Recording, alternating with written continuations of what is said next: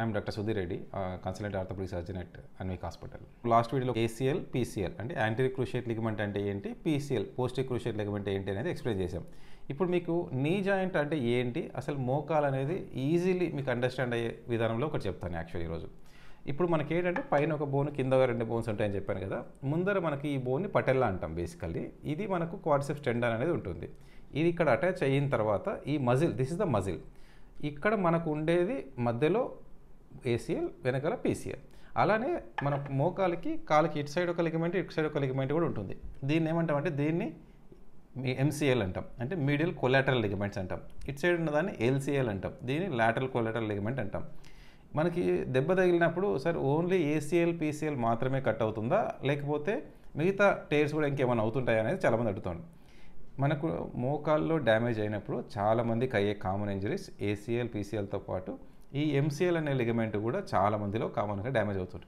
ACL damage అయితే ఏముంటుందంటే కాలిట్లో మనం ఎప్పుడైనా సరే మనం మోకాల్ని పైకి కిందికి ఇలా మరుస్తాం, కానీ ఇటు ఇటు మూవ్ చేయలేం. ఎందుకని, ఇక్కడ సైడ్ ఒక లిగమెంట్ ఉంది కాబట్టి మనం ఇటు మూవ్ చేయగలుగుతాం, కానీ మనకి ఇప్పుడు ఇటు మూవ్ కాదు. ఎందుకంటే ఇక్కడ సైడ్ ఒక లిగమెంట్ ఉంది, ఇక్కడ సైడ్ ఈ లిగమెంట్ కట్ అయినప్పుడు మనకి ఇటు సైడ్ ఓపెన్ అయిపోతుంది. అంటే ఇక్కడ సైడ్ అంతా ఉంటుంది, ఇక్కడ సైడ్ ఇంటాక్ట్ ఉంటుంది కాబట్టి ఇటు సైడ్ ఓపెన్ అయిపోతా ఉంది. దీనికి ఏం చేస్తామంటే ఒకవేళ ఈ MCL ఓపెన్ ఉంది, కట్ అయ్యింది, ఇది కూడా MRI స్కాన్లోనే తెలుస్తుంది, మనకు ఏ ఎక్స్రేలో దీంట్లో తెలియదు. ఇది ఫ్రెష్ ఇంజరీ, అంటే మనకి ఇప్పుడు పడ్డారు, ఇమ్మీడియట్గా వచ్చారు అంటే అలాంటి వాళ్ళకి ఏం చేస్తామంటే దీన్ని రిపేర్ చేసేస్తాం. ఇక్కడ బోన్కి మనము ఇక్కడ బోన్ దగ్గర కట్ అయిపోయింది అంటే బోన్లోకి నాట్ యాంకర్ లాగా వేసి దీన్ని బోన్కి కుట్టేస్తాం మళ్ళీ, అప్పుడు ఆటోమేటికల్లీ హీల్ అయిపోతుంది. సరే, ఇది ఒకసారి సర్జరీ అయిన తర్వాత హీలింగ్ టైం ఎన్ని రోజులు? నెక్స్ట్ డే నుంచే నడవచ్చండి. అంటే లైక్ ఈ సర్జరీ చేసినా కూడా మనం నెక్స్ట్ డే నుంచే నడవడం అదంతా కూడా ఈజీయే. బట్ ఫిజియోథెరపీ ప్రోటోకాల్ అనేది ఉంటుంది.